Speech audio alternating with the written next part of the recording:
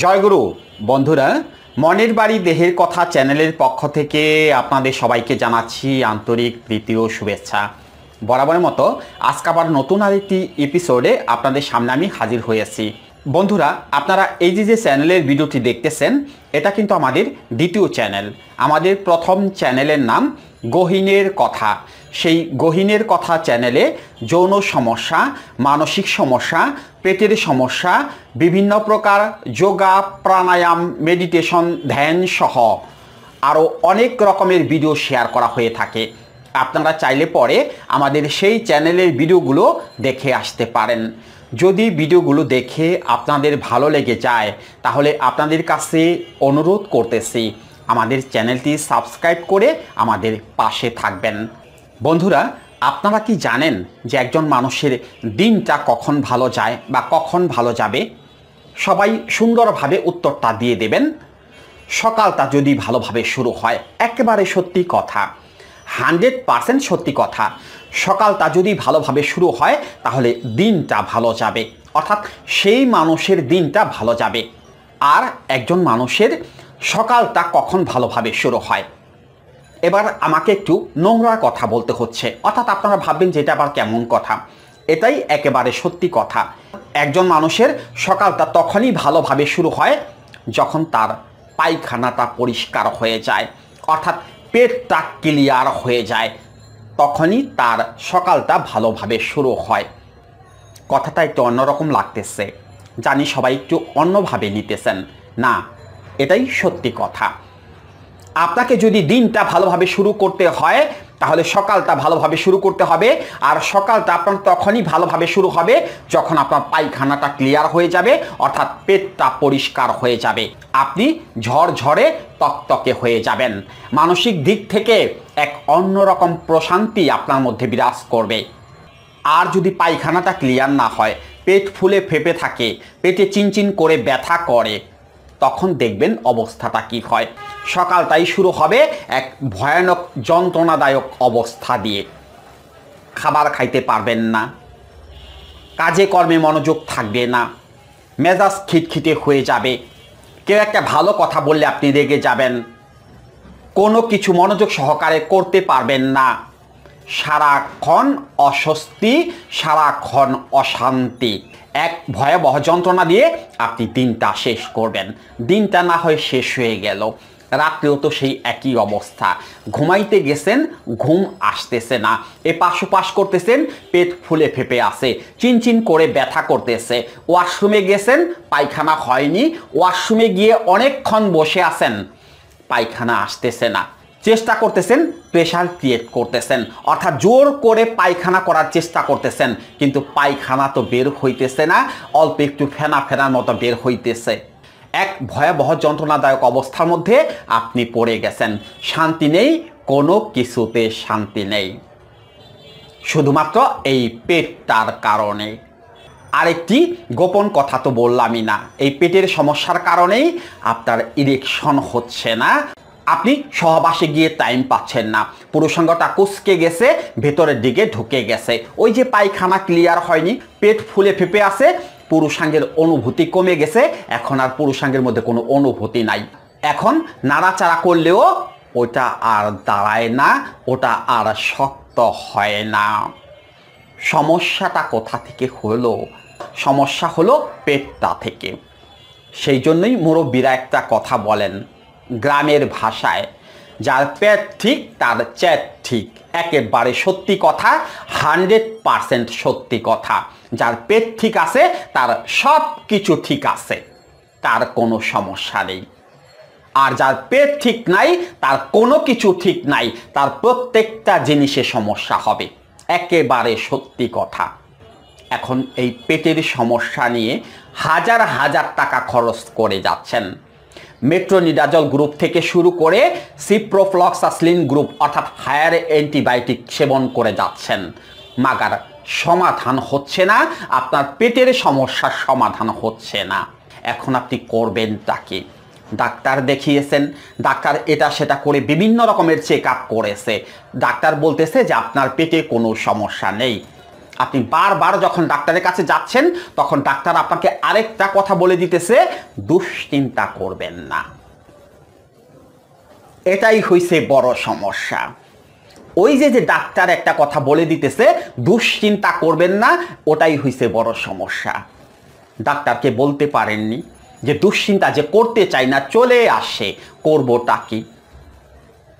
আমার যে খাবার খাইতে গেলে সন্দেহ হয়, আমি যে ঘন্টার পর ঘন্টা গোসল করি, আমি যে বাথরুমে গেলে পরে বের হই না, সারাদিন আমার দেহ নিয়ে চিন্তা হয়, বাথরুমে বসে বসে চিন্তা করি পায়খানা ঘন হলো না পাতলা হলো, কখন গেলাম, কিভাবে গেলাম, কালকে আবার কেমন পায়খানা হবে, রাত্রেবেলাতে শুয়ে শুয়ে চিন্তা করি সকালবেলা পায়খানা ক্লিয়ার হবে তো।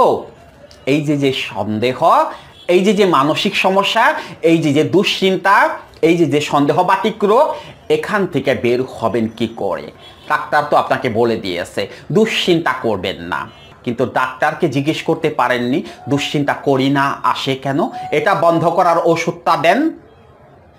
ডাক্তারকে বলতে পারেননি, বললে কি হতো? ডাক্তার একটা ওষুধ লিখে দিত, প্রেসক্রিপশনে একটা ওষুধ লিখে দিত। সেটা কোন রকমের ওষুধ? 15-25 ইজিয়াম, 10 ফিজিয়াম, এইরকম কিছু একটা আপনাকে লিখে দেওয়া হতো ওই যে দুশ্চিন্তা বন্ধ করার জন্য। সমাধান কি হতো? ওই ওষুধ খাওয়ার পরে কি সমাধান হবে? স্থায়ীভাবে কি সমাধান করতে পারতেছেন? ওই ঘুমের ওষুধ খাওয়ার পরে সমাধান কি হইতেছে? সমাধান হইতেছে না, বরঞ্চ শরীরটা আরো দুর্বল হয়ে যাচ্ছে। ডাক্তার সমাধান দিতে পারতেছে না, এটা যদি মনে করেন তাহলে ভুল করে ফেলবেন। ডাক্তার কি কোনো কিছু জানে না? সে কি এমনিই পাশ করে বসে আছে? তার কি ধারণা নেই? সেও জানে। আপনার কোথায় সমস্যা ডাক্তারও জানে। সেই জন্য ডাক্তার একটু মার্জিত ভাষায় আপনাকে বলে দিয়েছে দুশ্চিন্তা করবেন না। ডাক্তার যদি আরেকটু অমার্জিত ভাষায় বলে দিত যে আপনি পাগল, আপনি মানসিক রোগী, তখন তো তেলে বেগুনে জ্বলে উঠতেন। ওই ডাক্তারের কাছে তো আর যেতেন না, ডাক্তারের ভিজিটটা বন্ধ হয়ে যেত। সেই জন্য ডাক্তার একটু টেকনিক করে আপনাকে বলে দিয়েছে যে আপনি দুশ্চিন্তা করবেন না। ডাক্তার যদি বলে দিত যে দুশ্চিন্তা যে আপনার আসে কেন আসে, আপনি একজন মানসিক রোগী, আপনি একজন সন্দেহবাতিক রোগী, আপনি ওসিডি পেশেন্ট, তাহলে তো আপনি আর ওই ডাক্তারের কাছে যেতেন না। সেই জন্য ডাক্তার ওই বিষয়টাকে উজ্জ্বল রেখে শুধু বলে দেয় দুশ্চিন্তা করবেন না। ডাক্তারও যে মিথ্যে কথা বলে দেয় তা না, সঠিক কথাই বলে দেয়, কিন্তু ডাক্তারের তো কোনো কিছু করার নেই। কেননা ডাক্তার ওষুধ দিতেছে, ডাক্তার তো মনের রোগের ওষুধ দিতে পারতেছে না। আপনার সমস্যা তো মনের মধ্যে। আপনি যে একজন মানসিক রোগী, সন্দেহবাতিক লোক, ওসিডি পেশেন্ট, সমস্যা তো আপনার মনের মধ্যে। একটা ট্যাবলেট খাওয়াই দিলে কি আপনি সন্দেহ থেকে বের হয়ে আসতে পারবেন? আপনাকে যদি বলা হয় যে এই ওষুধটা খান, আপনি আর খাবার খাইতে গিয়ে কোনো সন্দেহ করবেন না, আপনি পারবেন? সেটা কি সম্ভব? কখনো সম্ভব না। তাহলে করতে হবে কি? এটার সমাধান করতে হলে করতে হবে কি? প্রত্যেকটা ভিডিওতে বলি, আপনাদের মাথা দিয়ে ঢোকে না। সমস্যাটা আপনার মনের মধ্যে, আপনি একজন মানসিক রোগী, আপনাকে কাউন্সেলিং করতে হবে, যেটাকে চিকিৎসা শাস্ত্রের ভাষায় সাইকোথেরাপি বলে। সেটা করতে হবে, বোঝেন না? কথা বলে বলে আপনার ব্রেইন ওয়াশ করে দিতে হবে। আরও কিছু টেকনিক্যাল জিনিস আপনাকে শিখিয়ে দিতে হবে যেন আপনার দৈহিক স্ট্যামিনারটা বেড়ে যায়। ওগুলোকে কাউন্সেলিং বলে। আপনি একজন সন্দেহবাতিক লোক, আপনার সন্দেহটাকে দূর করে দিতে হবে কথার মাধ্যমে। কথা বলে বলে আপনার সন্দেহটাকে দূর করে দিতে হবে। যখন আপনার মন প্রশান্তিতে চলে আসবে, তখন আর পেটের সমস্যাটা হবে না, কারণ ঘুমটা ভালো হবে, মাথাটা ক্লিয়ার থাকবে, সন্দেহটা হবে না, পেটের সমস্যাটাও আর হবে না, একেবারে ক্লিয়ার কথা। সেটাকেই কাউন্সেলিং বা সাইকোথেরাপি বলে। শুধুমাত্র কথা, আর কোনো কিছু না, কোনো জাদু টোনা মন্ত্র কোনো কিছু না, শুধুমাত্র কথা বলে বলে আপনার এই পেটের সমস্যা সমাধান করে দেওয়া যাবে। 1 টাকার ওষুধ আপনার সেবন করতে হবে না, এমনিতেই আপনি সুস্থ হয়ে যাবেন। যদি আপনাকে মানসিকভাবে পজিটিভ করে দেওয়া যায়, আপনি এমনিতেই সুস্থ হয়ে যাবেন। ওটাকেই কাউন্সেলিং বলে, ওটাকেই সাইকোথেরাপি বলে। বোঝার চেষ্টা করবেন, কি বলতেছি বোঝার চেষ্টা করবেন। কাউন্সেলিং বা সাইকোথেরাপি আপনাকে করতেই হবে যদি আপনি এটার সমাধান করতে চান, তাহলে কাউন্সেলিং বা সাইকোথেরাপি আপনাকে করতেই হবে। এছাড়া অন্য কোনো পথ নেই, এছাড়া অন্য কোনো উপায় নেই। বছরের পর বছর ওষুধ খেয়ে যাবেন, মাগার এই পেটের সমস্যার সমাধান করতে পারবেন না, আইবিএস থেকে মুক্ত হতে পারবেন না, কোষ্ঠকাঠিন্য দূর করতে পারবেন না। যতই নাটক করেন কাজ হবে না। ক্ষণিকের জন্য ভালো থাকবেন, হয়তো ওষুধ খেয়ে কয়েকদিনের জন্য ভালো থাকবেন, তারপরে আবার সেই একই অবস্থা হবে। আপনি স্থায়ীভাবে সমাধান করতে পারবেন না যতক্ষণ পর্যন্ত কাউন্সেলিং বা সাইকোথেরাপি না করতে পারেন, ততক্ষণ পর্যন্ত আপনি স্থায়ীভাবে পেটের সমস্যার সমাধান করতে পারবেন না।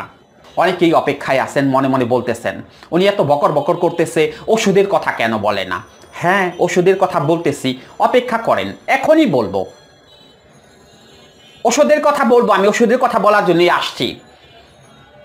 কিন্তু ওই ওষুধ যেগুলো আজকে আমি বলবো সেগুলো খেলে 3-4 দিন 4-5 দিন ভালো থাকবেন, পেটটা ক্লিয়ার হয়ে যাবে, আবার তো সেই একই অবস্থা। কারণ এখান থেকে তো ভাই দুশ্চিন্তা দূর করতে পারতেছেন না, সন্দেহ দূর করতে পারতেছেন না, আবার তো ফিরে আসবে, পেটের সমস্যাটা আবার শুরু হবে। তাই পেটের সমস্যা যেন স্থায়ীভাবে সমাধান হয়ে যায়, সেই জন্য কাউন্সেলিং বা সাইকোথেরাপি করতেই হবে। এবার আসুন সহজ একটি রেমেডি আপনাদের মধ্যে আমি শেয়ার করে দেই পেটের সমস্যার সমাধানের জন্য।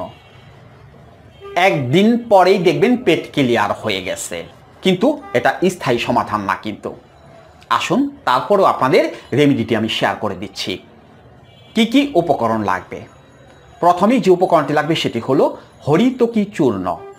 দ্বিতীয় যে উপকরণটি লাগবে সেটি হলো অর্জুন গাছের ছাল চূর্ণ। এই দুটো জিনিসই আপনারা যে কোনো বাইনাতির দোকান বা কসারির দোকানে কিনতে পেয়ে যাবেন।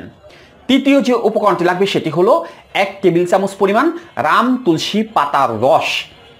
তুলসী পাতা 2 ধরনের হয়, একটা হলো কৃষ্ণ তুলসী আর একটা হলো রাম তুলসী। রাম তুলসী পাতাটা দেখতে একটু কালচে অর্থাৎ গাঢ় সবুজ হয়ে থাকে, বড় বড় হয় পাতাটা, সেটার রস লাগবে 1 টেবিল চামচ পরিমাণ।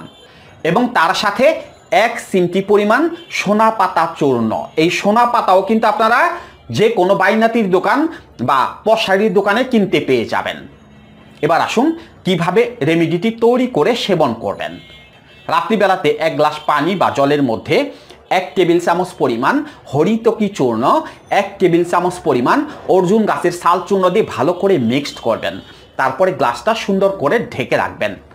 সকালবেলা ঘুম থেকে উঠে খালি পেটে অর্থাৎ দাঁত ব্রাশ করার আগে, যেটাকে আমরা বাসি মুখ বলে থাকি, সেই বাসি মুখে এই যে রাত্রিবেলাতে মিশ্রণটি তৈরি করছেন, এটা ভালো করে একটু নাড়াচাড়া দিয়ে চাটনি দিয়ে সেকে শুধুমাত্র যে পানিটা থাকবে সেই পানির মধ্যে 1 টেবিল চামচ পরিমাণ রাম তুলসী পাতার রস এবং 1 চিমটি পরিমাণ সোনা পাতা চূর্ণ দিয়ে ভালো করে মিক্সড করে সেবন করবেন।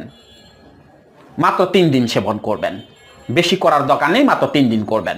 একদম পেট পরিষ্কার হয়ে যাবে, ক্লিয়ার হয়ে যাবে, হজম শক্তি বৃদ্ধি পাবে। টোটকাটি খুবই পরীক্ষিত একটি টোটকা, আপনারা সেবন করে দেখুন। কিন্তু স্থায়ী সমাধান পেতে হলে আপনাকে কাউন্সেলিং বা সাইকোথেরাপি করতেই হবে।